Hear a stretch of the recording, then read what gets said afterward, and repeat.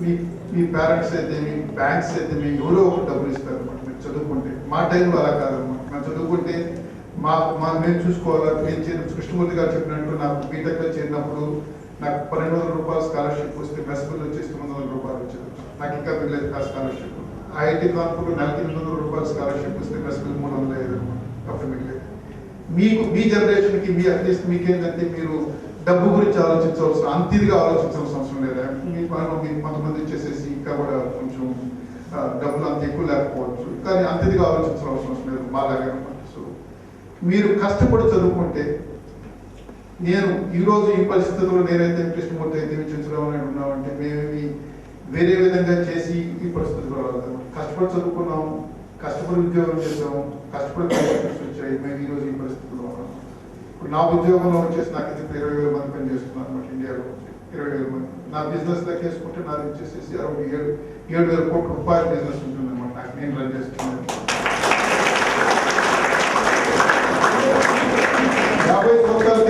50 సంవత్సరాల క్రితం మా నాన్న అయితే మా నాయన అయితే మా అమ్మాయి అయితే ఎవరైనా నువ్వు ఎప్పుడైనా జీవితంలో నువ్వు ఫ్లైట్ ఎక్కగలవాలని ఉంటే ఖచ్చితంగా ఎక్కలేదని చెప్పుకున్నాను. ఈరోజు వారానికి 2 సార్లు నేను ఫ్లైట్లోకి వెళ్ళేసి వస్తాను. వీలైతే బయట దేశాలకైనా సరే నెలకు ఒకసారి వెళ్ళేసి వస్తుంటాను.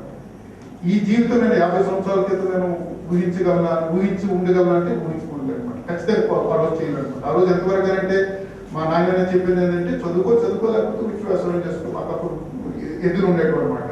సో అప్పుడు ట్రాక్టర్ కూడా ఉండేటం కాదు. ఎదురు ఉండే మనకి నువ్వు వ్యవసాయం చేసుకోవచ్చు అని చెప్పారు అనమాట. ఆ రోజు ఊహించలేము. అలాగే మీరు కూడా ఈరోజు ఊహించలేనట్టు మీరు వచ్చేసేసి మనం ఇక్కడ చదువుకుంటున్నాం, కావాలో చదువుకుంటున్నాం, గవర్నమెంట్ కాలేజీలో చదువుకుంటున్నాం, మనకి వీలు కాదేమో అట్లని చెప్పి ఊహించుకోవద్దు.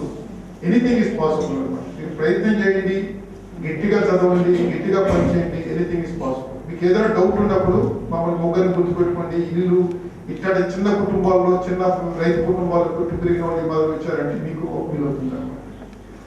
చంద్రబాబు నాయుడు గారు ఈ అవార్డులు ఇవ్వడం అనేది ఫస్ట్ టైం కాదు. గులపాడు ఇచ్చారు, తిరుపతిలో ఇస్తున్నారు, వెంకటేశ్వర యూనివర్సిటీలో, ఐఐటి కాన్పూర్లో ఇస్తున్నారు. సో జవహర్ భారతి ఇది ఒక కాలేజీ, ఇంకెక్కడైనా చదివడం నాకు తెలియదు. ఆయన చదివిన ప్రతి కాలేజీలో ఇస్తున్నారు అనమాట. కాబట్టి చంద్రబాబు నాయుడు చేస్తున్న పనిని ఖచ్చితంగా మనం అందరం అభినందించాల్సి వస్తుంది. ఎందుకంటే నేను చేయలేదన్నమాట. నాకు ఉద్యోగంలో చంద్రబాబు నాయుడు గారు అమెరికాలో ఉండిపోయి ఇవన్నీ చేయగలుగుతున్నా అంటే నేను చెన్నైలోనే చేయలేకపోతున్నాను. చంద్రబాబు నాయుడు గారు అమెరికాలో ఉండి చేయగలుగుతున్నా అంటే ఖచ్చితంగా మనం అందరం అభినందించాల్సి వస్తుంది. చంద్రబాబు నాయుడు గారికి అవార్డు ఒకటే కాదు, ఆయనకి వేరే ఇంట్రెస్ట్ కూడా ఉన్నమాట. వ్యవసాయం చేస్తున్నారు, కాలువ దగ్గర ఆయన ఇంకుడు గుట్లు పెట్టిస్తున్నారు, వ్యవసాయం చేస్తున్నారు. ఆ రైతు అనేది ఆయనకి మనసులో అయితే వీళ్ళకి హృదయం అయితే ఉండాలన్నమాట. సో దానికి కూడా మనం వచ్చేసి ఇంత చదువుకొని అమెరికాలో సీఈఓగా ఉండి ఇన్ని చేస్తున్నారంటే మనం ఖచ్చితంగా మనకు వచ్చేసి మన అదృష్టం అనుకోవాలి.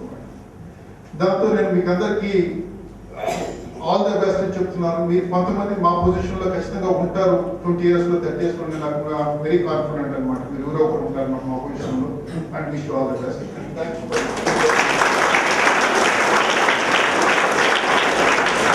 Thank you, sir. Next, I request Sri P. Potraj Garu, Principal, JB Junior College, to bless.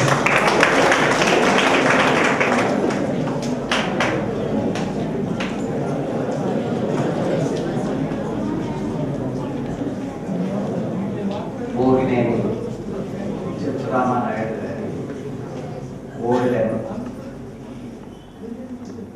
అది మెడల్స్ అనేటువంటి కంటే గోల్డ్ ఫంక్షన్ అన్నట్లో ఉన్నాను.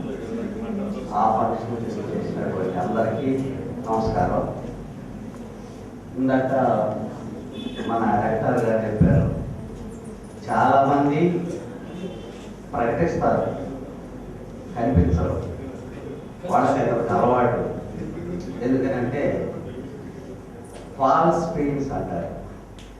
ఎవరైనా బాధపడతా ఉన్నా అయ్యో అమ్మ అంటారని కన్నవాళ్ళు, అవి దొంగ నొప్పులు అవి.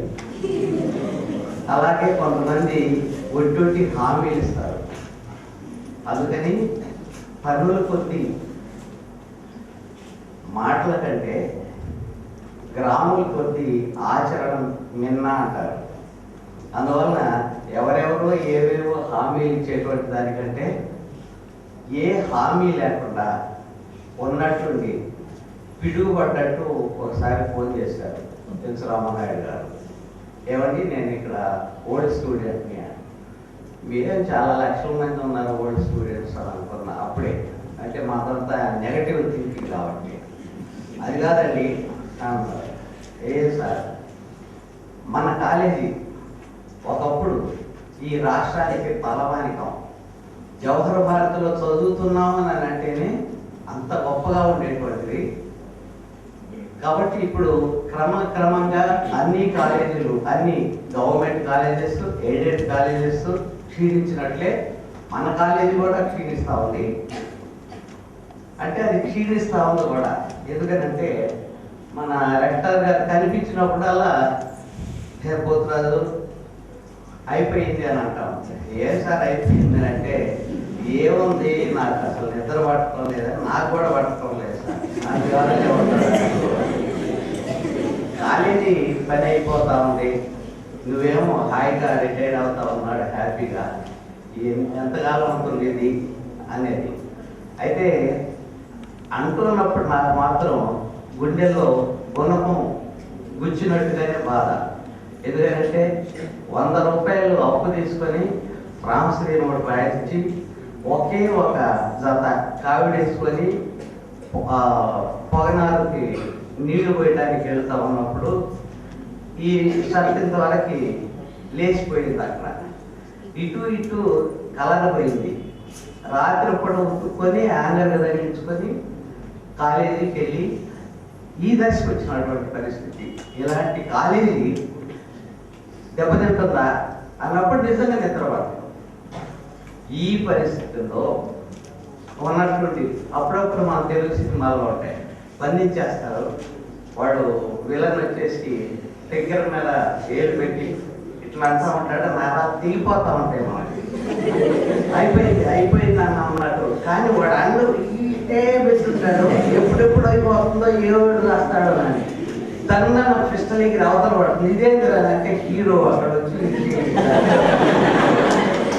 ఆ స్థితిలో ఈ సంస్థ దెబ్బతింటుంది అని అన్నప్పుడు మన హీరో రామానాయుడు గారు ప్రవేశించారు. గోల్డ్ మెడలిస్ట్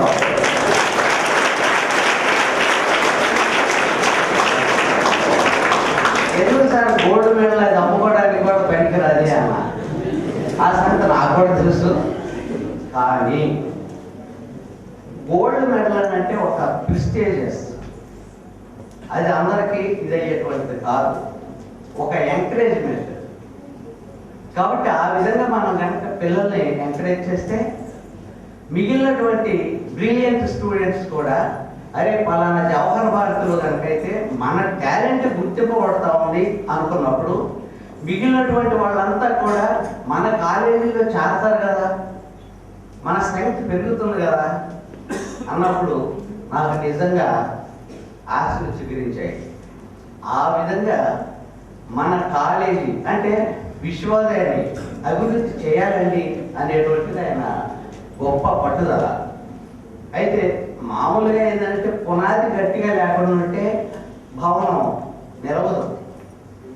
దీనికి పునాది స్కూల్, దాని తర్వాత ఉండేటువంటి స్టెప్ ఇంటర్మీడియట్. ఇవి లేకుండా డిగ్రీ లేదు, ఇంజనీరింగ్ లేదు. కాబట్టి అక్కడ నుండి ఫస్ట్ స్టార్ట్ చేస్తున్నారు. నువ్వు నీళ్ళు తీసుకొచ్చేసి ఆకులు జరిగితే కాదు, వేర్లు పోయాలి. అలాంటి వేరే స్కూల్స్, ఇంటర్మీడియట్ కాలేజీ, దానికి ఆయన చేసేటువంటి కృషికి ఈ సభాముఖంగా ఆయనకు నేను కృతజ్ఞతలు తెలియజేసుకుంటున్నాను.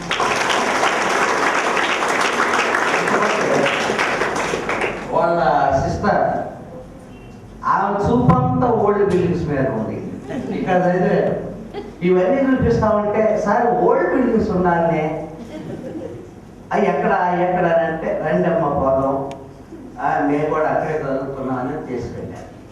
ఆ వచ్చేటువంటి క్రమంలో సార్ అబ్బా చెట్లు చాలా బాగున్నాయి అని అన్నారు. బాగున్నాయి సార్, క్లాసులు ఇక్కడ పెట్టవచ్చు కదా, స్టడీ అవర్స్ ఇక్కడే సార్. మరి స్టడీ అంటే ఎక్కడ కూర్చుంటారు ఎక్కడ కింద సార్. ఆ బెంచీలు వేస్తే చాలా బాగా ఉంటుంది కదా, భలే ఉంటుంది సార్. అయితే ఆయన అంతా ఏంటంటే కూలి చేసుకున్నవాడు కూడా ఈ కాలేజీలో చదివిన వాడు తలా 100 రూపాయలు ఇస్తే లెక్కలు వేసేది నాకు 1 కోటి రూపాయలు చెప్తున్నారు. అంటే ఆయన ఆ కాన్ఫిడెన్స్ అలాంటిది. మరి ముందుకు ఎవరు వస్తారు సార్ అన్న, నువ్వు ఒక బెంచ్ ఇవ్వకూడదా? ఖచ్చితంగా నేను ఇస్తాను సార్ అన్న. ఎంత అవుతుంది? 3000 నేను ఇస్తాను. అయితే నేను కూడా ఒకటేనన్నారు. మళ్ళీ వెంటనే మాట మార్చారు, నేను 2 అని అన్నారు. అప్పటికప్పుడు డబ్బులు ఇచ్చేసి ఊరుకోకుండా సుదర్శన్ గారు ఈ కాలేజీకి అసలు సంబంధమే లేదు, అదేదో చూసిపోదామని వచ్చాడు. సుదర్శన్ నువ్వు కూడా ఒక బెంచి ఇవ్వకూడదా? వెంటనే డబ్బులు ఇవి నా దగ్గరే ఉన్నాయి. ఈ పరిస్థితుల్లో మా ఫ్రెండ్స్ కూడా ఒక 3-4 మేము ఇస్తామని వచ్చారు. అంటే నేను అనుకోవడం కూడా అతి త్వరలో అక్కడ కూడా ఒక మంచి అంటే విద్యార్థులకు సౌకర్యం కలిగేటువంటి విధంగా బెంచీలు కూడా తయారు అవుతాయని అనేటువంటి ఆశ. ఆ క్రమంలోనే మళ్ళీ ఈ కాలేజీ పునర్నిర్మాణం మళ్ళీ పూర్వ దశకి చేరుకుంటుందని ఆశిస్తూ ఇలాంటి కృషి చేసినటువంటి చెంచురామానాయుడు గారిని మరొకసారి నేను అభినందిస్తూ నమస్కరిస్తున్నాను.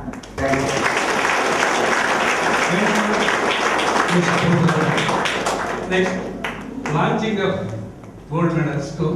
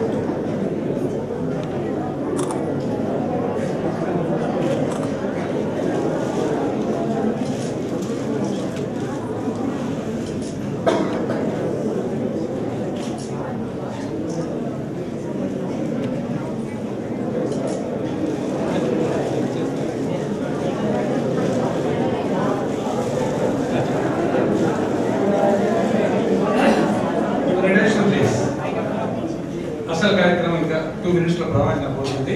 ఈ లోపల చంద్రబాబు నాయుడు గారు కోరుకోలేరు. నేను చదువుకునేప్పుడు అధ్యాపకులు పాఠాలు చెప్పారు, వారిలో నేను వారిని కూడా సత్కరించాలని నాకు కోరిక ఉంది అని అన్నారు. అంతేకానండి ఆ రోజు వీరికి పాఠం చెప్పిన వారు ఎవరున్నా చూస్తే మన mathematics former head of department M Krishnamurthy garu ఉన్నారు. వారిని చంద్రబాబు నాయుడు గారు ఫెలిసిటేషన్ చేసిన తర్వాత అసలు కార్యక్రమం పాల్గొన్నారు. ఆ రిక్వెస్ట్ శ్రీ ఎం కృష్ణమూర్తి గారు కమాండ్ తయారు ఈరోజు తెలుసుకోకుండా ప్రపంచం మొత్తానికి ఈ ప్రోగ్రాం జరుగుతుంది. ఈరోజు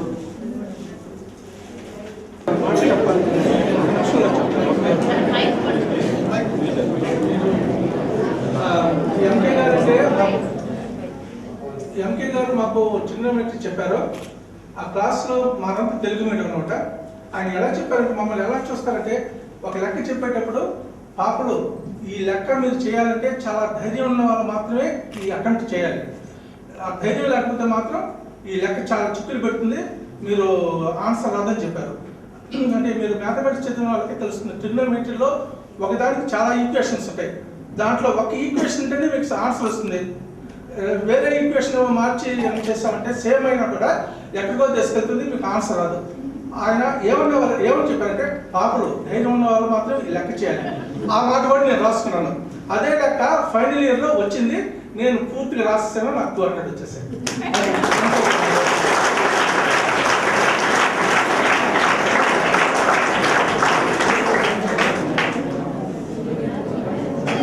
కదిలి మాకు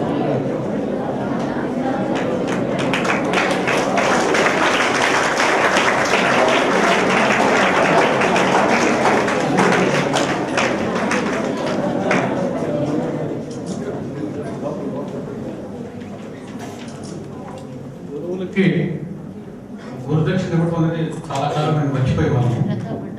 ఆయన తీసుకుంటారో లేదో నాకు తెలియదు, కానీ ఎంతో ప్రేమతోటి గురుదక్షిణగా ఆయన కొంత అమౌంట్ ఇస్తున్నారు సార్కి.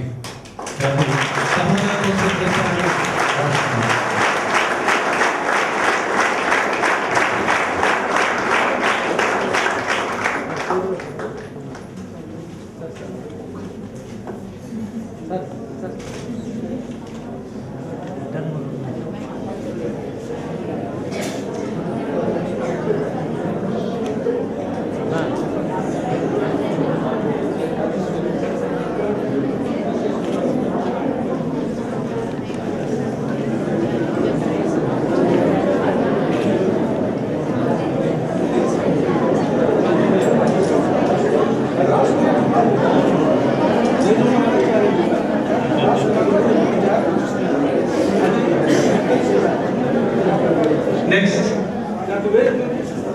శ్రీ భోగినేని చిత్రరావు నాయుడు గారికి ఫెలిసిటేషన్ ప్రారంభం.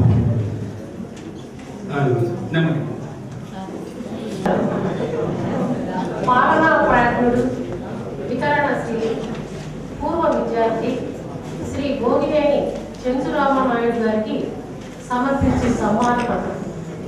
మహాశయ, పంచతంత్రంలో విష్ణు శర్మ చెప్పినట్లు మహాత్ములకు లోకమే కుటుంబం.